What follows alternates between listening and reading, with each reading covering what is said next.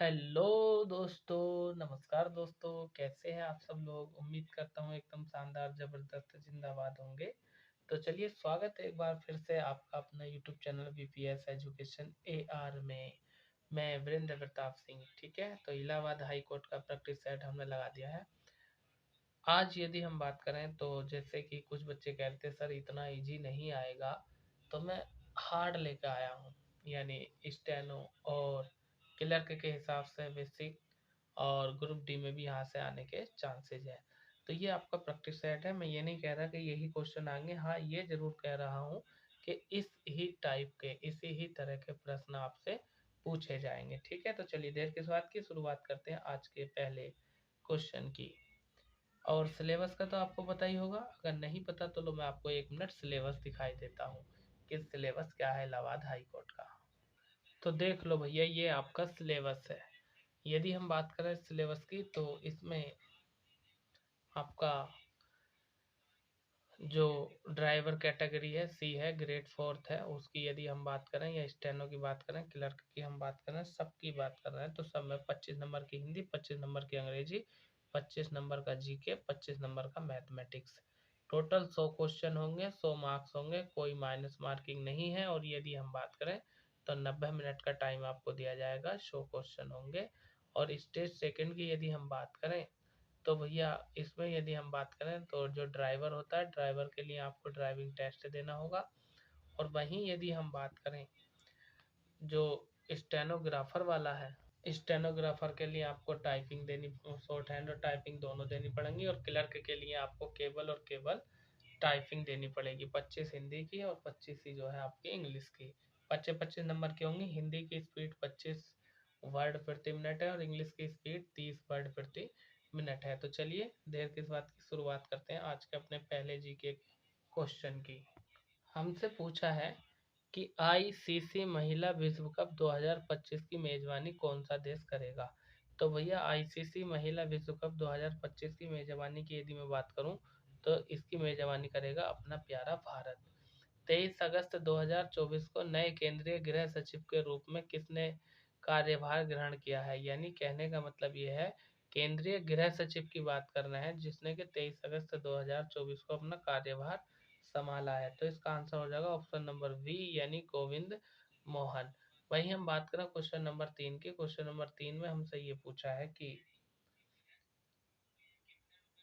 25 से 29 सितंबर 2024 तक UP international ट्रड show 2024 का आयोजन कहाँ किया गया था। तो भैया 2024 यूपी इंटरनेशनल ट्रड के आयोजन की यदि हम बात करें तो ये किया गया था आपका ग्रेटर नोएडा में। ऑप्शन नंबर सी आपका राइट आंसर हो जाएगा।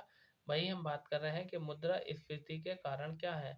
तो मुद्रा स्फीति के कारण की यदि हम बात करें तो ये आपका वस्तुओं का मूल्य बढ़ता है और मुद्रा का मूल्य गिरता है। ठीक है, तो ये ही सही हो जाएगा और ऑप्शन नंबर डी में दिया है आपका ए और बी दोनों। वहीं हम बात करें क्वेश्चन नंबर 5 की। क्वेश्चन नंबर 5 में हमसे क्या पूछा है, हमसे पूछा है कि 11 अक्टूबर 2024 में भारतीय सेना द्वारा लॉन्च किए जाने वाला rocket multi target destination rocket Agnishastra किसके द्वारा विकसित किया गया। मतलब 2024 में अग्निशास्त्र जो रॉकेट है ये किसने लॉन्च किया है, ये हमसे पूछा गया क्वेश्चन नंबर 5 में। तो मेजर राज प्रसाद की हम बात कर रहे हैं यहाँ पर। आपका सोचा डीआरडीओ दिया होगा यहाँ पर, गलत है भाई।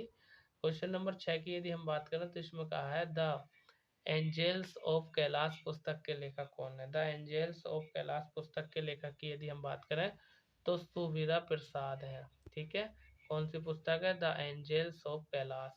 आगे बात कर रहे हैं क्वेश्चन नंबर 7 की। क्वेश्चन नंबर 7 में हमसे पूछा है कि 27 अगस्त 2024 को उत्तर प्रदेश के किस रेलवे स्टेशन का नाम बदलकर गुरु गोरखधाम कर दिया गया है। तो भैया ये तो आप जो है यदि हम बात करें जो जायस रेलवे स्टेशन था इसका नाम बदलकर गुरु गोरखधाम कर दिया गया है। क्वेश्चन नंबर 8 की यदि हम बात करें तो 8 में क्या रखा है कि राधा के राधा के जन्म स्थान के रूप में निम्न में से किस स्थान को जाना जाता है। मतलब राधा का जन्म कहाँ हुआ था, जो राधा कृष्ण थे ना, तो जो बरसाना है ना, मथुरा के पास पड़ता है बरसाना, यहाँ पर राधा का जन्म हुआ था। ठीक है, आगे बात कर रहा है क्वेश्चन नंबर 9 की। इसमें हमसे पूछा है कि निम्न में से किस उत्पादन में एगमार्क के प्रमाणीकरण की आवश्यकता होती है, मतलब किस चीज का उत्पादन होता है। तो जो दलहन होते हैं ना, तो दलहन के उत्पादन में एगमार्क के प्रमाणीकरण की आवश्यकता होती है। वहीं हम बात कर रहे हैं क्वेश्चन नंबर 10 की। 10 में हमसे कहा है कि ग्लोबल हंगर इंडेक्स 2024 में 127 देशों में से भारत की रैंकिंग क्या है। ठीक है, तो भैया ग्लोबल हंगर इंडेक्स 2024 में जो 127 देश शामिल थे, उनमें से भारत की रैंक है आपकी 105। नेक्स्ट क्वेश्चन, क्वेश्चन नंबर 11 में कि यदि मैं बात करूं, तो इसमें हमसे पूछा है कि किस विटामिन किस विटामिन को एंटी जीरोफिलेथिमिक विटामिन के रूप में जाना जाता है। क्वेश्चन नंबर 11 की हम बात करना है। तो जो विटामिन ए है ना, देखो जीरोफिलेथिम रोग किससे संबंधित है, आंखों से संबंधित है। रेटिनोल इसका रासायनिक नाम होता है। वही हम बात कर रहे हैं क्वेश्चन नंबर 12 की। क्वेश्चन नंबर 12 में हमसे पूछा है कि चिकनकारी यानी चिकनी मांसपेशियों में किसकी कमी होती है।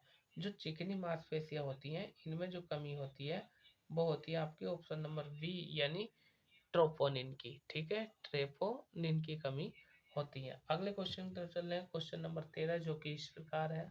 इसमें हमसे पूछा है कि निम्नलिखित में से कौन सी घाटी हिमालय पर्वत श्रृंखला में स्थित नहीं है। ठीक है, तो भैया कार्यवसवी है, भागीरथी है, काठमांडू, अराकू जो है अपने भारत में स्थित नहीं है। उत्तर प्रदेश का कौन सा जिला नेपाल के साथ सीमा साझा नहीं करता है, ये हमसे पूछा है।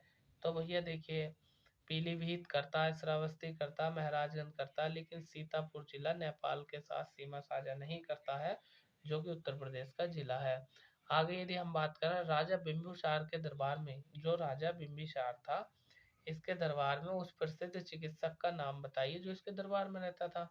तो बिंबिसार के दरबार में जो चिकित्सक रहता था उसका नाम था जीवक, जिसे कि पड़ोसी राज्य के राजा के यहाँ भी इन्होंने ठीक करने के लिए भेजा था। और बिंबिसार की यदि हम बात करें तो हर्यक वंश का राजा था और 500 इसकी पत्नियां थी। बताओ, थोड़ी ना बहुत, 500 बीवी थी इसकी रानी। क्वेश्चन नंबर 16, चंद दांदेली दांदेली वन्यजीव अभ्यारण्य भारत के किस राज्य में स्थित है। जो दांदेली वन्यजीव अभ्यारण्य है, यह है आपका कर्नाटक राज्य में। ऑप्शन नंबर डी आपका राइट आंसर हो जाएगा। क्वेश्चन नंबर 17 की यदि हम बात करें, इसमें कहा है हमसे 17 में कि निम्नलिखित में से कौन सा शहर पश्चिमी ऑस्ट्रेलिया की राजधानी है। मतलब ऑस्ट्रेलिया की राजधानी की यदि हम बात करें तो पश्चिमी राजधानी पूछ रहा है ऑस्ट्रेलिया की, तो वो है पर्थ। ठीक है, क्वेश्चन नंबर 18 की यदि हम बात करें तो इसमें पूछा हमसे 18 में कि भारतीय संविधान का अनुच्छेद 324 से 329 तक निम्नलिखित में से किस पहलू से संबंधित है। तो ये तो बहुत हल्का है, चुनाव आयोग से संबंधित है। ऑप्शन नंबर ए आपका राइट आंसर हो जाएगा। वही हम बात करें क्वेश्चन नंबर 19 की। 19 में हमसे क्या कहा है, प्रधानमंत्री नेशनल अप्रेंटिसशिप मेला 2024 का आयोजन कहाँ किया गया था। तो प्रधानमंत्री नेशनल अप्रेंटिसशिप मेला के आयोजन की यदि हम बात करें तो ये किया गया था आपका मध्य प्रदेश में। ऑप्शन नंबर सी आपका राइट आंसर हो जाएगा। वही हम बात करें क्वेश्चन नंबर 20 की। तो 20 में क्या रखा है कि प्रधानमंत्री नरेंद्र मोदी एक रेडियो प्रसारण के माध्यम से राष्ट्र को संबोधित करते हैं, जिसे मन की बात कहा जाता है। यह कार्यक्रम पहली बार कब प्रसारित किया गया था। बहुत महत्वपूर्ण क्वेश्चन है। तो अक्टूबर 2014 में ये पहली बार प्रसारित किया गया था। मन की बात है नी, मन की बात करो, काम की बात या नौकरी की बात मत करो, है नी, वरना सही कर देंगे तुम्हें ये, है नी। मन की बात, रोजगार की बात मत करो। आगे हम बात कर रहे हैं सर क्वेश्चन नंबर 21 की। क्वेश्चन नंबर 21 में क्या कहा है, उत्तर प्रदेश के किस शहर में 11 मंजिला पागल बाबा मंदिर मिलेगा। तो 11 मंजिल ऊंचा है, पागल बाबा का मंदिर है, उत्तर प्रदेश में है। और कहाँ पर है भैया, वृंदावन में। अक्सर मैं कहता हूँ ना, मैं जब क्लास पढ़ाता हूँ तो मैं बच्चों से कहता हूँ, बच्चे कहते हैं सर वो पागल बाबा का भी मंदिर होगा। तो देख लो मूर्खो, आ गया पागल बाबा का मंदिर। थोड़ा मेरा आवाज खराब है क्योंकि स्वास्थ्य ठीक नहीं चल रहा है इस समय मेरा। आगे हम बात कर रहे हैं क्वेश्चन नंबर 22 की। क्वेश्चन नंबर 22 में क्या कहा है रक्षा अनुसंधान और विकास संगठन द्वारा सतह से सतह पर विकसित परमाणु अक्षम अंतर महाद्वीपीय बैलिस्टिक मिसाइल का नाम क्या है? क्वेश्चन नंबर 22 की बात कर रहे हैं हम। तो इसका राइट आंसर हो जाएगा आपका ऑप्शन नंबर सी, यानी अग्नि 5 मिसाइल है जो कि सतह से सतह पर वार करती है, अंतर महाद्वीपीय बैलिस्टिक मिसाइल है। आगे हम बात करते हैं क्वेश्चन नंबर 23 की। 23 में हमसे क्या कहा है? इसमें कहा है 23 में कि पीडियाट्रिक्स निम्नलिखित में से किसके अध्ययन से संबंधित है? मतलब पीडियाट्रिक्स किसका अध्ययन है, ये हमसे पूछा है क्वेश्चन नंबर 3 में। तो जो शिशु रोग होते हैं ना, उनको हम क्या कहते हैं? पीडियाट्रिक्स कहते हैं। नेक्स्ट क्वेश्चन नंबर अपना है 24। देखिए इसमें हमें एक तीर दिया है, मतलब ये जो आप देख रहे हैं ना, ये निशान दिया है। तो इस यातायात संकेत का मतलब क्या है? मतलब अगर कहीं आपको ये चिन्ह दिख जा तो इसका मतलब क्या होता है? इसका मतलब होता है भैया सीधा क्या, कि दाईं ओर रहें या दाईं ओर जाएं। ठीक है, आगे हमसे बात कर रहे हैं क्वेश्चन नंबर 25 में। 25 में देखो हमें क्या दिया है, इन्होंने एक चित्र दिया है। 25 में एक चित्र दिया है, ये जो चित्र देख रहे हैं ना, ये लोक नृत्य है। अब ये कौन सा लोक नृत्य है, यही हमें पहचानना है। कौन सी मुद्रा में ये खड़ी है ना? तो क्वेश्चन नंबर 25 की यदि हम बात करें तो पहचान लिया होगा, तो ये अपना वो भी दे दो अपने आंसर। ठीक है, इसका आंसर आपको कमेंट बॉक्स में बताना है कि क्वेश्चन नंबर 25 में ये जो स्त्री खड़ी है, ये कौन से नृत्य को प्रदर्शित कर रही है? तो 25 का आंसर आपको देना है कमेंट बॉक्स में। मैं आपके कमेंट का इंतजार करूंगा और आपके कमेंट का जवाब भी दूंगा। चलिए इनाम वाला क्वेश्चन है, ये बताना जरूर, ठीक है? इनाम दूंगा आपको। क्वेश्चन नंबर आगे हम बात कर रहे हैं 26 की। तो देखिए अब हिंदी आपकी शुरू हो गई है, ठीक है? मैथ को हम लास्ट में करेंगे। 26वां क्वेश्चन आपका हिंदी का है। बागेश्वरी का पर्यायवाची शब्द क्या है? मतलब ये जो बागेश्वरी है, ये किसका पर्यायवाची है या इसका पर्यायवाची कौन सा है? तो आपका ये हो जाएगा शारदा। मक्षी का किसका तत्सम शब्द है? तो मक्षी का जो तत्सम शब्द है ये है आपका मक्खी का। वचन बदलिए, मतलब जो भाला है ना, भाले का बहुवचन बनाना भैया, तो भाले का बहुवचन भाले बनेगा। आगे बात करें क्वेश्चन नंबर 29 की। 29 में हमसे पूछा है कि अंत्योष्ट ध्वनि कौन सी है? ठीक है ना? अंत्योष्ट ध्वनि की यदि हम बात करें तो वो है वह। ठीक है, बोल के देख लो, अंत्योष्ट यानी वह का प्रयोग होता है, अंदर से आवाज निकलती है। वही हम बात करें क्वेश्चन नंबर 30 की। तो 30 में हमसे क्या कह रखा है कि राम सीता से सुंदर है, इस वाक्य में कौन सा कारक है? अरे भैया तुलना हो रही है, और तुलना किस में होती है आपकी? मतलब तुलना हो रही है और सुंदर है अलग भी हो रहा है, तो ये अपदान हो गया, ठीक है ना? अपदान कारक, क्योंकि अलग हो गए ना, वो उससे ज्यादा सुंदर है ना। आगे हम बात कर रहे हैं क्वेश्चन नंबर 31 की। 31 में हमसे क्या कहा है?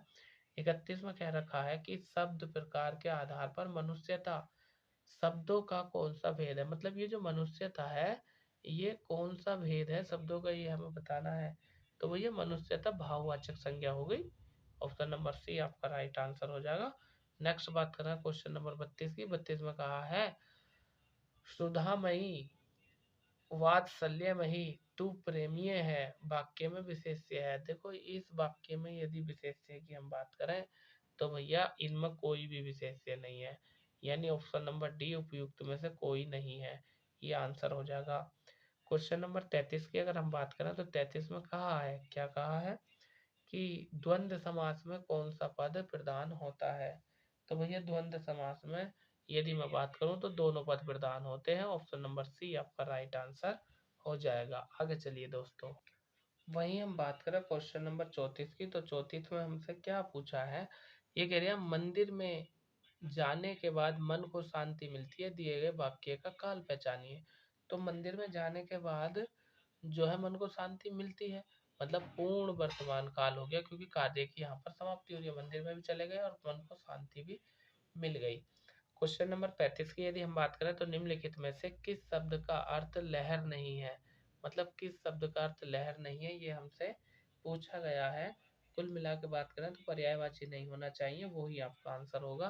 तो ये दुक्कल जो है ना, इसका अर्थ लहर नहीं है। बाकी तरंग, हिलोर और बीची इसका अर्थ लहर है। क्वेश्चन नंबर 36 की यदि हम बात करें तो इसमें पूछा है एक आंख न भाना मुहावरे का सही अर्थ क्या है? एक आंख नहवाना मुहावरे के अर्थ की यदि मैं बात करूं तो इसका अर्थ हो जाएगा बिल्कुल भी अच्छा नहीं लगना। कहता है ना मुझे एक आंख भी नभा रही है भैया, इसका मतलब मुझे अच्छा नहीं लग रहा। आगे हम बात कर रहे हैं क्वेश्चन नंबर 37 की। इसमें क्या कहा है 37 में? 37 में हमसे पूछा है कि निम्नलिखित में से लोकोक्ति कौन सी है, ये हमें बताना। मतलब 3 मुहावरे हैं, एक लोकोक्ति है, उस लोकोक्ति का ही पता करना वो कौन सी है। क्वेश्चन नंबर 37 में तो उल्टा चोर कोतवाल को डांटे, ये लोकोक्ति है। आगे बात कर रहे हैं क्वेश्चन नंबर 38 की। 38 में हमसे कहा है कि हो देखा गया हो क्रिया के किस पक्ष का उदाहरण है।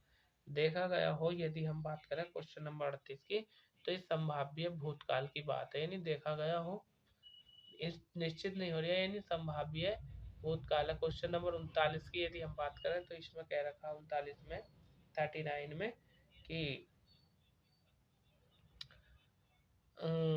अतियुक्ति शब्द में संधि बताओ। तो जो अतियुक्ति शब्द है इसमें कौन सी संधि है? तो भैया यण संधि है, क्योंकि आधे शब्द यण संधि में ही आते हैं। इसमें तय आधा है कि नहीं है। आगे बात कर रहे हैं क्वेश्चन नंबर 40 की। 40 में क्या कहा है? 40 में हमसे पूछा है कि अप्रमाण अप्राणीवाचक शब्दों में लिंग का निर्धारण का आधार क्या है। मतलब अप्राणीवाचक जो शब्द होते हैं उसमें लिंग का निर्णय का आधार क्या है, ये हमसे पूछा है क्वेश्चन नंबर 40 में। तो भैया इसमें उनके साथ प्रयुक्त क्रिया, ये बात भी ठीक है, उनके साथ प्रयुक्त विशेषण, ये भी ठीक है। यानी ऑप्शन नंबर ए और बी दोनों सही है, इसका आंसर हो जाएगा ऑप्शन नंबर डी। आगे हम बात कर रहे हैं क्वेश्चन नंबर 41 की। 41 में हमसे क्या कहा है? 41 में हमसे कहा है कि नीतिज्ञ शब्द के लिए एक वाक्य बताओ। मतलब नीतिज्ञ जो शब्द है इसके लिए एक वाक्य बताना हमें। तो देख लो भैया कौन सा होगा, इसका हो जाएगा जो नीतिवान हो वो किस क्या कहलाएगा? नीतिज्ञ। क्रोध किस रस का स्थायी भाव है? क्रोध की यदि मैं बात करूं तो ये आपका रौद्र रस का स्थायी भाव है। आगे बात कर रहा क्वेश्चन नंबर 43 में। इसमें कहा है मंगल करनी कलिक मल मलिन हरनी तुलसी कथा रघुनाथ की उपयुक्त पंक्ति में कौन सा छंद है? तो भैया मात्रा गिन के देख लो है। यदि हम बात करें तो इसमें हरि गीत का है, ठीक है। अगर मैं मात्रा गिनन लगूं तो भैया समय लगेगा, 5 मिनट लग जाएंगे, ठीक है, वीडियो लंबा हो जाएगा हमें बहुत जल्दी, क्योंकि बच्चे कहते हैं सर प्रैक्टिस सेट कराने में आप टाइम बहुत ले रहे हैं, थोड़ा कम समय में प्रैक्टिस सेट कराओ। अरे भैया जितनी फास्ट मैं करा रही हूँ उतनी फास्ट कौन कराएगा, पता क्या? 4 ऑप्शन है, 4 ऑप्शनों के बारे में अगर मैं थोड़ा थोड़ा भी बता लगूँ ना तो एक क्वेश्चन में ही 4 से 5 मिनट ले जाऊंगा। तो लगा लो 100 क्वेश्चन में कितने टाइम लूंगा। इसलिए मैं सबसे कम समय लेता हुआ पूरे यूट्यूब पर सबसे सुपर फास्ट प्रैक्टिस सेट मैं करा रहा हूँ, ठीक है। तो भैया चैनल को सब्सक्राइब जरूर कर देना और वीडियो को लाइक करके शेयर भी कर देना यदि ये कंटेंट आपको समझ में आ रहा हो और पसंद आ रहा हो तो, ठीक है। आगे बात करते हैं क्वेश्चन नंबर 44 के। क्वेश्चन नंबर 44 में कहा काली घटा का घमंड घटा पंक्ति में कौन सा अलंकार है? तो काली घटा का घमंड घटा मतलब यहाँ पर घटा शब्द 2 बार आया है और दोनों अलग अर्थ लेकर आया है। तो क्वेश्चन नंबर 44 का राइट आंसर हो जाएगा ऑप्शन नंबर सी, यानी यमक अलंकार। अब देखो भाई क्वेश्चन नंबर 45 में क्या कह रखा है। 45 में ये कह रखा है शुद्ध वर्तनी का चयन कीजिए। मतलब ये जो शब्द लिखे हैं 4, इनमें से कोई एक सही लिखा होगा, बाकी 3 गलत लिखे हैं। तो वो सही वाला कौन सा है? जाज्जवलायान। ऑप्शन नंबर बी आपका राइट आंसर है। आगे देखो क्या कह रखा है, निर्देश दिए हैं, पहले तो निर्देश पढ़ लो भैया। ये कह रही है 46 से 50 तक निम्नलिखित में से गद्यांश को पढ़ो और उसका आंसर दो। देखो भैया, देखो थोड़ा सा गद्यांश ये पढ़ो, इसका स्क्रीनशॉट ले लो। चलो स्क्रीनशॉट लो जल्दी से, आगे और दिखाता हूँ गद्यांश। लो जल्दी से इसका भी स्क्रीनशॉट लो।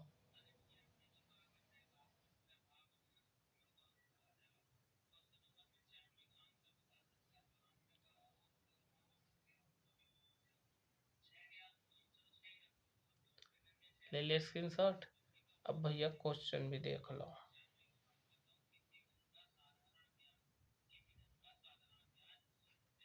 देखो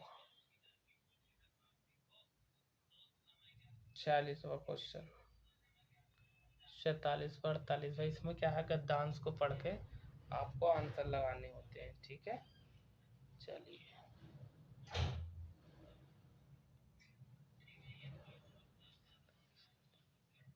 चलिए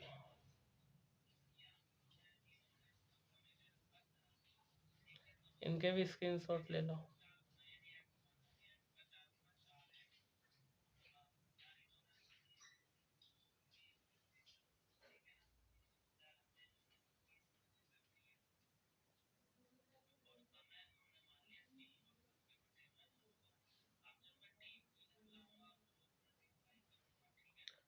जल्दी से स्क्रीनशॉट ले लो। चलिए अब हम बात करेंगे, पहले इंग्लिश कर लेते हैं, बाद में मैथ करेंगे, ठीक है। देखिए क्वेश्चन नंबर 51 से आपका मैथ शुरू हो रहा है, लेकिन हम मैथ बाद में करेंगे, पहले इंग्लिश कर लेते हैं, ठीक है। चलिए देखिए दोस्तों, मैथ के 25 क्वेश्चन मैंने छोड़ दिए, उन्हें हम लास्ट में करेंगे, फिलहाल पहले इंग्लिश देख लेते हैं, ठीक है।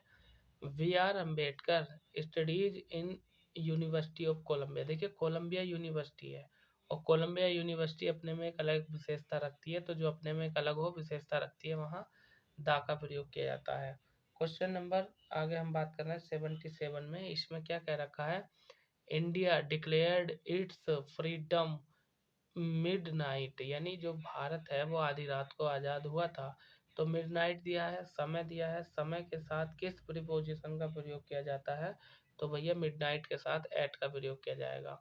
द होल विलेज इन इन्फ्लूड, ठीक है, यानी पूरा गांव बीमार है यानी पीड़ित है।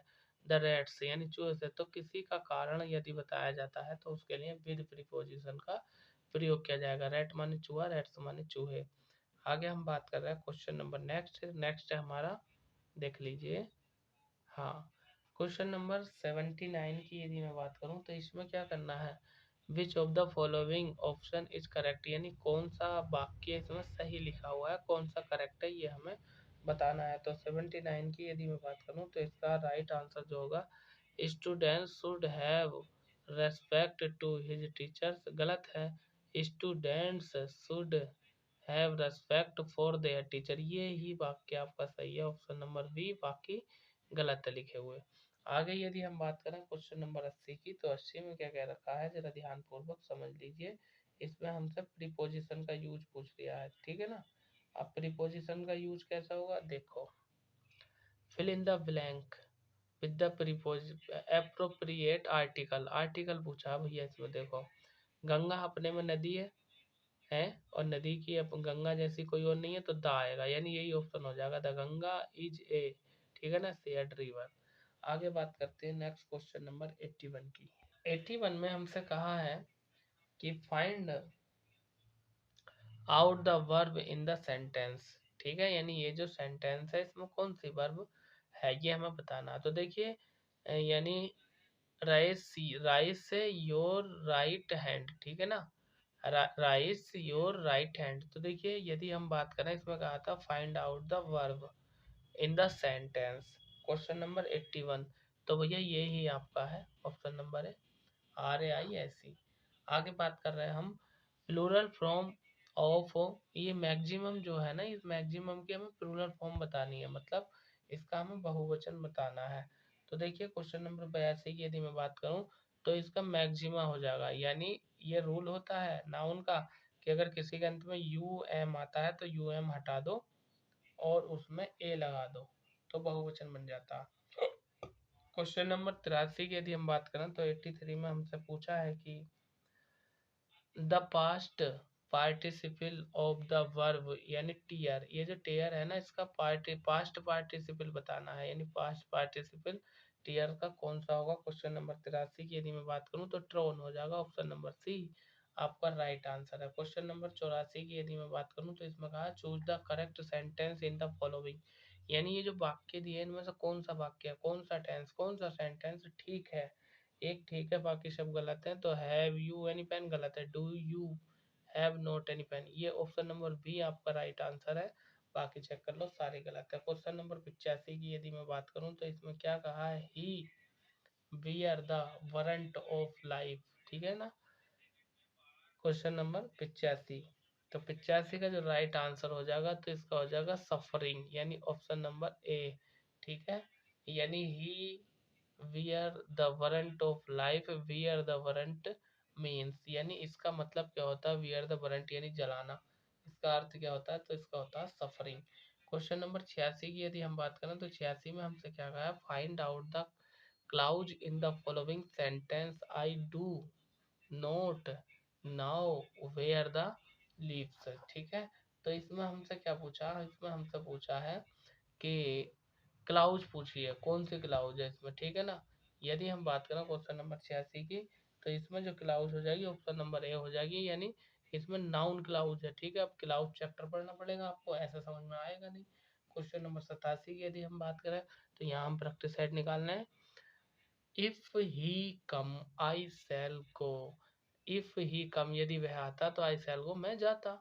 इफ इज यानी इफ क्या है ये हमसे पूछा है क्वेश्चन नंबर 87 में। तो भैया इफ की यदि हम बात करें तो इफ जो है वो कंजक्शन है, ठीक है। आगे हम बात कर रहे हैं क्वेश्चन नंबर 88 की। 88 में हमसे क्या पूछा है जरा देख लो। 88, 89, 90 तीनों को एक साथ निपटा देते हैं, ठीक है।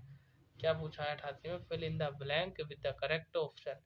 यानी Mohan works hard so that he pass. अगर मोहन कठिन वर्क करता, हार्ड वर्क करता तो वह पास होता है, नहीं इसलिए वो पास हुआ है, उसने कठिन वर्क किया है इसलिए वो पास हुआ है। तो क्वेश्चन नंबर 88 का जो राइट आंसर होगा वो होगा आपका ऑप्शन नंबर बी, यानी मैनी, ठीक है ना। मैनी दैट ही मैनी पास, ठीक है। मे है, मे सॉरी, मे पास, मे माने सका सकी सकनाक्ता के रूप में आता है। क्वेश्चन नंबर 89 की यदि हम बात करें 89 की, तो 89 में क्या कहा है हमसे, इसमें कहा है find out the figure of speech. मतलब ये जो सेंटेंस दिया है इसमें फिगर ऑफ स्पीच बतानी है। कैसे, देखो क्वेश्चन नंबर 89 की हम बात कर रहे हैं। तो लाइफ इज बेटर स्वीट, यानी जीवन बहुत, यानी लाइफ बहुत स्वीट है यानी मीठी है, जीवन बहुत मीठा है। तो इसमें जो होगा आपका पैराडॉक्स प्रीपोजिशन, ये फिगर ऑफ स्पीच हो जाएगी। क्वेश्चन नंबर 90 की यदि हम बात करें, इसमें कहा choose the subject in the sentence authority, यानी फॉरगेट से डाइंग किंग, ठीक है। क्वेश्चन नंबर 90 की यदि मैं बात करूं तो इसमें जो हमें पूछा चूज द सब्जेक्ट, यानी सब्जेक्ट पूछ रहा, तो भैया जो वाक्य के शुरू में दिया होता है वही सब्जेक्ट होता है, ठीक है। क्या है, अथॉरिटी है। क्वेश्चन नंबर 91 की यदि हम बात करें, 91 में हमसे कहा है एंटोनियम ऑफ फ्रॉन। ये जो फ्रॉन दिया है इसका एंटोनियम बताना। एंटोनियम का मतलब होता है विलोम शब्द, ठीक है। क्वेश्चन नंबर 90 की बात कर रहे हैं, तो भैया इसका जो होगा एंग्री हो जाएगा, ठीक है। ये एंग्री माने क्या होता है, नाराज, तो नाराज का उल्टा देख लो फ्रॉन है, क्या होगा, अगर कोई नाराज है तो उसका उल्टा क्या होगा, ये तो आप खुद ही देख लो। क्वेश्चन नंबर 92 में कह रहा है रिफ्लेक्स इन द वर्ड, यानी ये जो दिया है लीजिबल, इसका रिफ्लेक्स बताना हमें। तो लीजिबल की यदि हम बात करें, क्वेश्चन नंबर 92 की यदि हम बात करें, तो इसका राइट आंसर जो होगा वो आपका ऑप्शन नंबर बी हो जाएगा। क्या हो जाएगा, यानी इल, ये आपका आई एल, ठीक है। हाँ, इसका एंटोनियम ये होगा स्माइल, मुस्कुराना। आगे बात कर रहे हैं क्वेश्चन नंबर 93 की। 93 में कह रिया है, क्या कह रखा है इसने हमसे, हमसे पूछा है इसमें 93 में the meaning of the yearn. ये जो यर्न है इसका मीनिंग क्या होता है, कुल मिलाकर के आपसे सिनोनियम पूछा है। इसका होता है डिजायर। डिजायर माने क्या होता है, इच्छा होती है, क्या होता है बताओ, यही होता है। क्वेश्चन नंबर 94 की यदि हम बात करें, तो 94 में हमसे पूछा है कि the soldier fired the guns, यानी जो सैनिक होते हैं, जो सिपाही होते हैं, उन्होंने फायर किया, गन माने बंदूक से। तो चेंज द पजेसिव वॉइस, यानी पैसिव वॉइस बनानी है इसकी, यानी एक्टिव दिया है इसका पैसिव वाक्य हमें बनाना है। क्वेश्चन नंबर 94 की यदि हम बात करें, तो देखो सबसे पहले हम इसे उठाएंगे, दागन, और दागन सब में दे रखा है, फायर्ड है, फास्ट है, तो इसमें जो है परफेक्ट आ जाएगा, हेड भी ना आ जाएगा, यानी ऑप्शन नंबर ए ही आपका राइट आंसर हो जाएगा। क्वेश्चन नंबर 94 की हम बात करें। क्वेश्चन नंबर 95 की यदि हम बात करें, तो 95 में हमसे पूछा है, क्या पूछा है, my mother has told me not to go there is, यानी क्वेश्चन नंबर 95 की यदि हम बात करें, तो इसमें कहा है माई मदर हैज टोल्ड, मेरी माता ने पूछा, मी माने मुझसे, not to go there is, ठीक है ना, वह वहां नहीं गया है। तो ये कौन से काल का वाक्य है, ये हमसे पूछा गया है, ठीक है। तो ये भैया प्रेजेंट टेंस का वाक्य है, क्योंकि इज, देखो इज और हैज ये किस में आते हैं, प्रेजेंट में आते हैं। ऑप्शन नंबर ए आपका राइट आंसर हो जाएगा। वहीं हम बात करें क्वेश्चन नंबर 96 की, 96 की, तो 96 में क्या कहा है, इसमें हमसे पूछा है 96 में कि चेंज इनटू इनडायरेक्ट स्पीच, मतलब ये दिया है Hari said to Ravi does work at the stranger, ठीक है। रवि और हरी और रवि ने कहा कि dogs bark at the stranger, यानी कुत्ते अजनबियों पर भौंकते हैं। क्वेश्चन नंबर 96 की हमसे बात कर रहे हैं, तो इसको इनडायरेक्ट में बनाना है। इनडायरेक्ट में हम बनाएंगे तो कैसे बनेगा, देखो रवि सेट टू का टोल्ड हो जाएगा, सेट टू का टोल्ड हो जाएगा और दैट से जुड़ जाएगा, तो आपका option number B right answer हो जाएगा। क्वेश्चन नंबर 96 का वी। आगे चलते हैं दोस्तों। देखो भैया, इसका स्क्रीनशॉट ले लो, स्क्रीनशॉट ले लो। स्क्रीनशॉट लेने के बाद 97 से लेकर 100 तक यानी 4 क्वेश्चनों के आंसर आपको खुद देने हैं, इसमें से छांट के। स्क्रीनशॉट ले लिया? जल्दी लो, नहीं लिया तो देखो पहला क्वेश्चन ये है आपका, ठीक है। क्वेश्चन नंबर 97 की यदि हम बात करें तो ये आपके सामने रखा है, देखो। चलिए आप देख लेना, छांट लेना। यदि हम बात करें 97 का आंसर मैं आपको बताता हूँ, ऑप्शन नंबर बी हो जाएगा, यहीं रखा है, देख लेना। 98 की बात करते हैं, तो भैया उसका आपने स्क्रीनशॉट ले लिया होगा, और स्क्रीनशॉट लेने के बाद आप यदि वाक्य ढूंढेंगे तो इसका मैन्योर आ जाएगा। और 99 की यदि हम बात करें तो इसका वी होना चाहिए शायद, और 100 का आपको खुद देख लेना, ठीक है।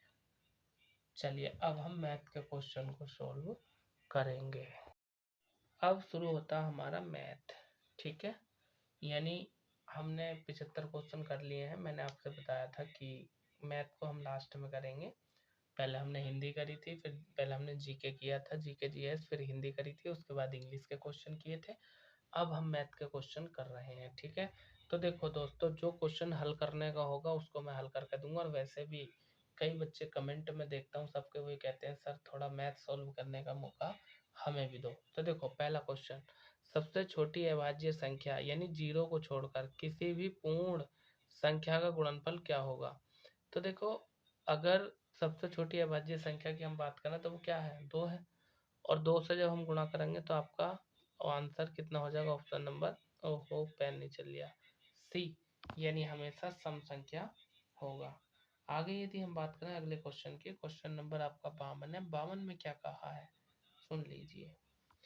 इसमें कह रहा है कि यदि किसी संख्या के 1/4 का 2/3 32 है तो संख्या का मान क्या होगा। देखो मैं करके दिखाता हूँ इसको कैसे होगा, थोड़ा स्लाइड छोटी कर लेता हूँ, लेकिन 1 मिनट रुको।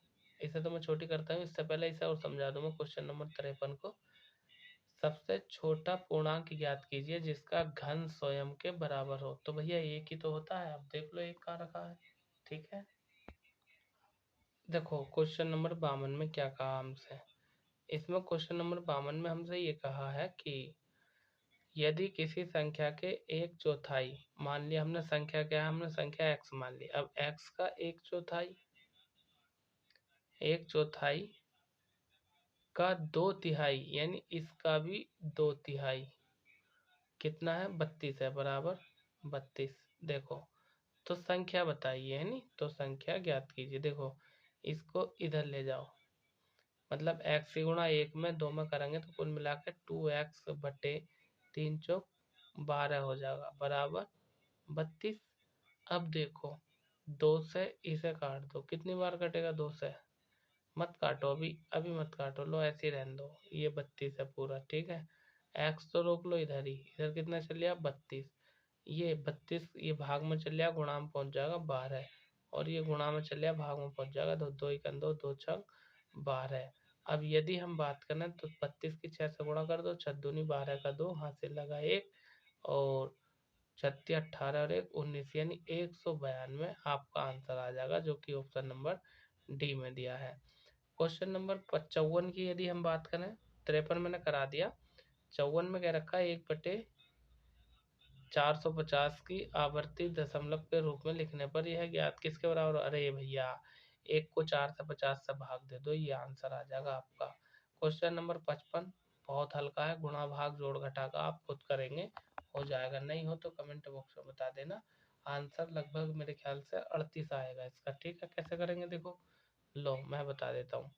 ये हो गया आपका 78 माइनस ये 5 प्लस 3 ये दिया है ऑफ, और ये हो गया 25 माइनस के 2 गुणा के 10 और ब्रैकेट बंद। देखो 78 तो ऐसे चलने दो, 5 3 कितना हो जाएगा, 5 3 हो जाएगा आपका 8, ऑफ की जगह ये गुणा का निशान लगा दो। 25 है, देखो 10 दूनी 20, 20 में से 25 में से 20 घटा दो, कितना बचा 5, है ना। तो कितना हो जाएगा ये हो गया 78, 8 पंजे 40, इसमें से घट जाएगा तो कितना बचेगा 38 बचेगा, और यही आपका आंसर है, ऑप्शन नंबर डी में दिया है। ठीक है, आगे चलते हैं नेक्स्ट क्वेश्चन की तरफ। 56 में कहा है वह बड़ी से बड़ी संख्या ज्ञात कीजिए जिससे कि 1580 तथा 3800 को विभाजित करने पर शेषफल 8 तथा 1 बचता है। लो भाई, इससे हल्का सवाल मैं समझता हूँ पूरे उसमें नहीं होगा, है कि नहीं है। लैसे में से निकाल के जोड़ घटा करना है और कर दो भैया। तुम खुद कहते हो ना मुझसे कि हमें भी बताओ करने के लिए कैसे करेंगे। ठीक है, लो दे दिया तुम्हें। क्वेश्चन नंबर 57 की यदि मैं बात करूं, एक पैमाने पर व्यवसाय में निम्नलिखित में से खर्च होता है। देखो, खरीद पर 25%, कर्मचारी के वेतन पर 25% और रख रखाव पर 50%। यदि व्यवसाय 2 लाख रुपए कुल वेतन चुकाता है तो वह रख रखाव पर कितना खर्च कर दिया। अरे भैया देखियो, इसने 25% ये कर दिए, 25% ये कर दिए, कितने होगा 50%, और रख रखाव पर कितना कर दिया 50%। तो ये कह रहा कुल भी इतना है, तो उसके वेतन चुकाने में रख रखाव पर कितना होता है। अरे भैया हम क्या करेंगे, ये जो दिया ना इकाई दहाई सैकड़ा हजार 10,000, यानी 2 लाख दिया है। इस 2 लाख की यदि मैं बात करूं तो इस 2 लाख का 50% निकाल लो। 50%, एक जीरो कम लगेगा, 0 0 0, और लो जी कर दो, 1 2 50 धुनी। ठीक है, अच्छा अच्छा, हाँ ठीक है, इसका 50% निकाल दो, आ जाएगा ये। वेतन चुकाए तो रख रखाव पर इसका खर्च क्या होगा, मतलब 50% घटाकर 50% में से इसका निकाल दो, आ जाएगा आंसर। ठीक है, हाँ। क्वेश्चन नंबर 58 में क्या क्या रखा है। 58 में हमसे कहा है कि एक कुर्सी का जो विक्रय मूल्य है वो 10% और 14% की छूट पर देने पर 27 का अंतर क्या होगा। ठीक है, देखो इसमें क्या करना, कुछ नहीं करना है इस सवाल में। यदि मैं बात करूं तो आप एक काम कर दो, कैसे करोगे सुनो। ये जो आपका दिया है ना, एक कुर्सी के विक्रय मूल्य 10% और 14% की छूट देने पर 27 का अंतर आता है। अरे भैया देखियो, ये है आपका मतलब, एक तो 14% हो गया, दूसरा 10% हो गया, इनका अंतर कितना है निकल के, इनका अंतर आ रहा है 4, लेकिन वो कह रहा है कि दोनों का अंतर कितना आ रहा है 27 आ रहा है। ठीक है, तो ये कह रहा है कुर्सी की मूल्य ज्ञात कीजिए। तो देखो भैया कैसे ज्ञात करेंगे हम, 27, एक तो 4 है, हम इसका परसेंट मान लेंगे कितना, यानी 4 बराबर हम कितना मान लेंगे 27, और परसेंट के लिए हमने पूरा 100 मान लिया। अब 4 से इसे भाग दे दो, 25, यानी 4 20 बार आ जाएगा, 25 बार आ गया, 25 चौका 100, 25 की और इन दोनों की गुणा कर दो। जब 25 की और इन दोनों की गुणा करेंगे तो लगभग 695 आ जाएगा, और 695 आंसर भी नहीं है, गुणा गलत कर दी क्या मैंने, 25 सत्ते ऐसे सित्ते हाथ लगेगा, 25 दूनी 50, और मैंने गुणा गलत कर दिया। ठीक है, 1 मिनट में चेक कर लेता हूँ गुणा। तो देखो 25 सत्ते 175 का 5 हाथ से लगे 17, 25 दूनी 50, 17, तो ये आ जाएगा तुम्हारा 675 आ जाएगा, ऑप्शन नंबर सी हो जाएगा। ठीक है, क्वेश्चन नंबर 59 की यदि हम बात करें, इसमें दिया है एल अनुपात एम और बराबर 3 अनुपात 5, तो एम अनुपात एन और इतना इतना इतना। देखो भैया बड़े आसानी से हो जाएगा, बहुत सवाल कराए मैंने। क्वेश्चन नंबर 60 की यदि हम बात करें तो ये औसत का सवाल है, ये भी आपका होना चाहिए। हो जाएगा, नहीं हो जाएगा, नहीं होगा तो चलो मैं करके दिखाता हूँ, देखो कैसा होगा औसत। देखो क्या करना होता है, ये संख्याएं दी हैं, इनका औसत ज्ञात करो। अरे सबको जोड़ दो, एक, इन्हें सब क्या करते हैं, औसत होता है पदों का योग बटे पदों की संख्या। देखो कैसे करेंगे, अभी मैं बताता हूँ तुम्हें। इन सबको जोड़ दो, इन सबको जब जोड़ोगे तो जोड़ने के बाद कितना आ जाएगा, देखो 9 और 1 10 और 7 17 और 3 20, 20 और 10 कितना हो गया 30, 30 और 10 40, 40 और 10 50 हो गया ये हो गया तुम्हारा 50। और संख्या कितनी है 1 2 3 4 5 6 7 8 9 10, 10 संख्याएं हैं, तो ये आ जाएगा तुम्हारा 50/10, 10 ही 10, 10 पंजे 50, यानी 5 आंसर आ जाएगा, option number C. Question number 61 की यदि हम बात करें तो 61 में क्या कहा है भैया, 61 में हमसे पूछा है कि एक त्रिभुज का क्षेत्रफल 456 वर्ग सेंटीमीटर है, इसकी ऊंचाई 24 सेंटीमीटर है, तो इसके आधार की लंबाई क्या होगी। देखो आधार की लंबाई पूछा आपसे, तो हम जानते हैं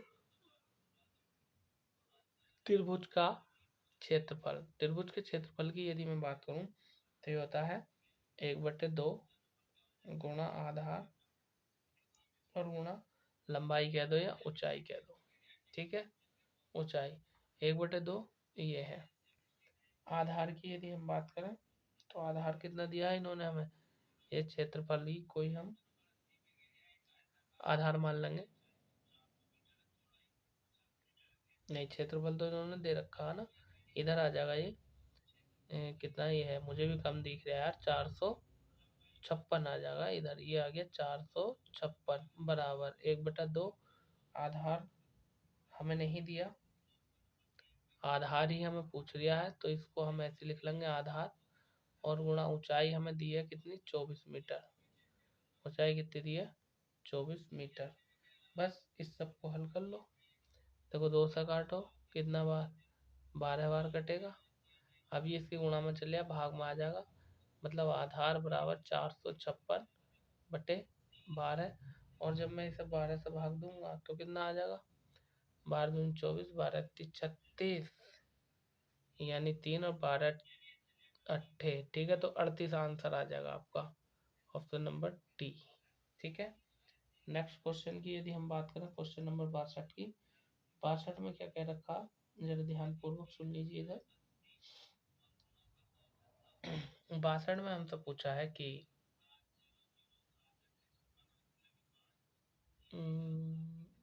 62 में हमसे कहा है कि एक वृत्त का क्षेत्रफल 616 मीटर है, इसका व्यास ज्ञात कीजिए। देखो वृत्त के क्षेत्रफल का सूत्र लगाओ, और यदि हम बात करें तो उसकी त्रिज्या ज्ञात कर लो, और त्रिज्या का दुगना होता है व्यास, और पाई का मान इसमें लगाना है तुम्हें 22/7। अब वृत्त के क्षेत्रफल का सूत्र अगर तुम्हें याद नहीं है तो इसका मतलब तुमने हाई स्कूल में पढ़ाई नहीं की है, नकल से पास हुए हो, ठीक है।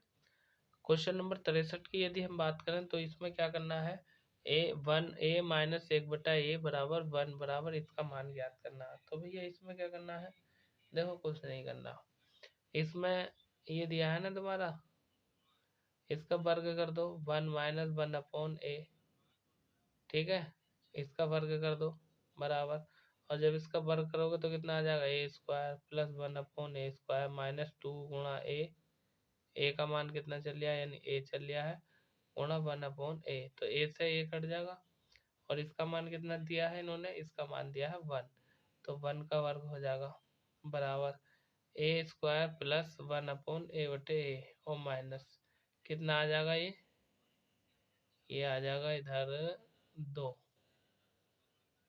ये तो बाकी कट गया ना।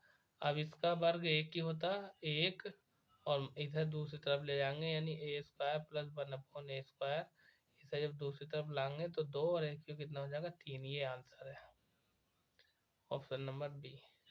क्वेश्चन नंबर 64 की यदि हम बात करें, 64 में क्या कहा है, 64 में कह रखा हम एक समचतुर्भुज के चारों कोणों का अनुपात इतना है, सबसे छोटे कोण का मान ज्ञात कीजिए, ठीक है ना। तो चारों कोणों का अनुपात की यदि हम बात करें तो इनका मान निकाल लो, मान निकालने के बाद सबसे छोटा कौन सा है 3, 3 से अपने गुणा कर देना एक्स का मान निकाल के, ठीक है।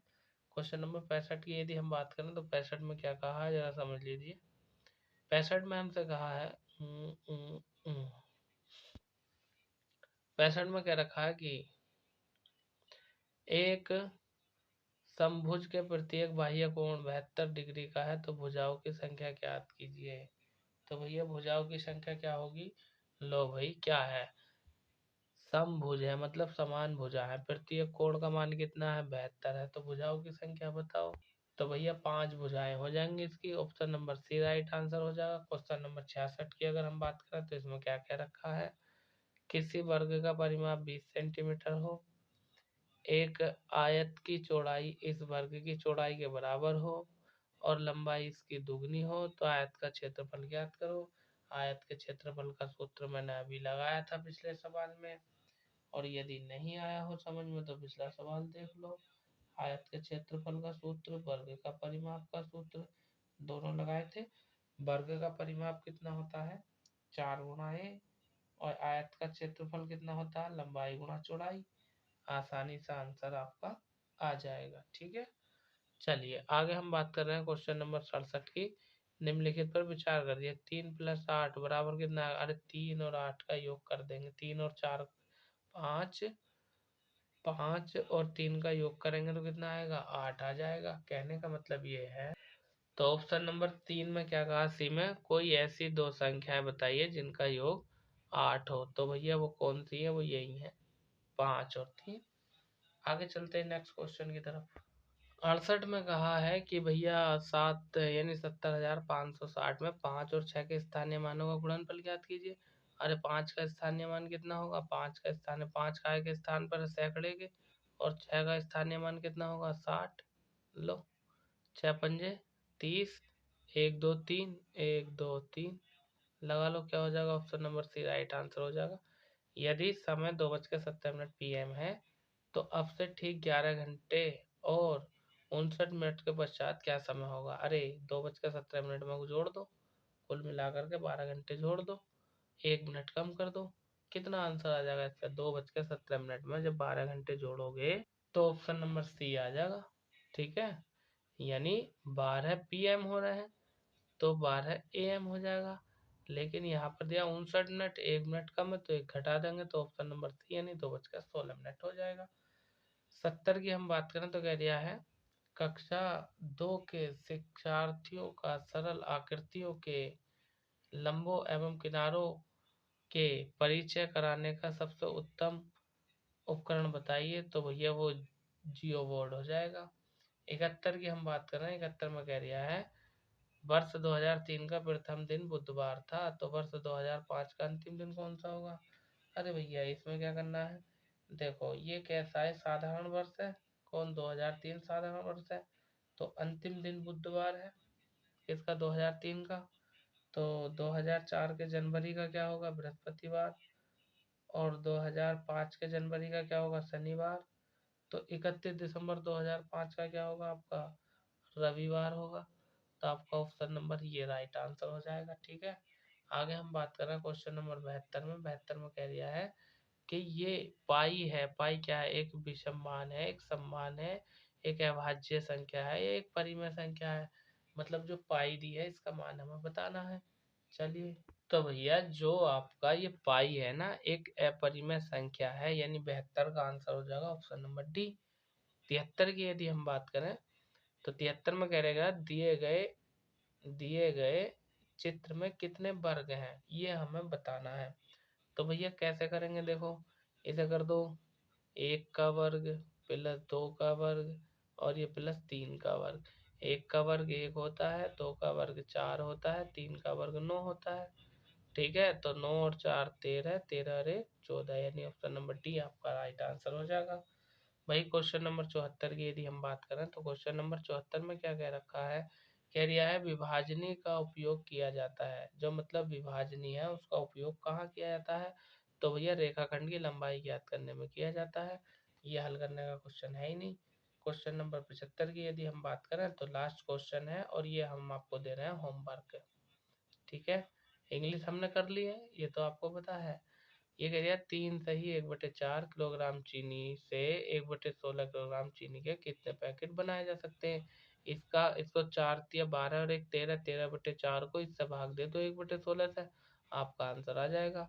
दोस्तों मेरा नाम है वीरेंद्र प्रताप सिंह, मैं आपके उत्तर प्रदेश से हूँ, और यदि आपको ये वीडियो पसंद आया हो तो हमारे चैनल को सब्सक्राइब करें। अगर आप पहली बार जुड़े हैं, पहली बार देख रहे हैं, अभी तक आपने चैनल को सब्सक्राइब नहीं किया है तो सब्सक्राइब कर लीजिए और वीडियो को लाइक करके अपने यार दोस्तों में सब में शेयर कीजिए। दोस्तों हमें ज़रूरत है आपके सब्सक्राइब की, हम भी चाहते हैं कि हम भी आप लोगों की थोड़ी सेवा कर सकें। तो अधिक से अधिक चैनल को सब्सक्राइब कीजिए, वीडियो को लाइक कीजिए और अपने यार दोस्तों में शेयर कर दीजिए, ठीक है। और भैया ज़्यादा से ज़्यादा इस चैनल को चलाना है, सर्च करना है, ठीक है। मेरा नाम वीरेंद्र प्रताप सिंह, मैं आपसे लेता हूँ विदा। नेक्स्ट वीडियो में मुलाकात होगी, तब तक के लिए धन्यवाद।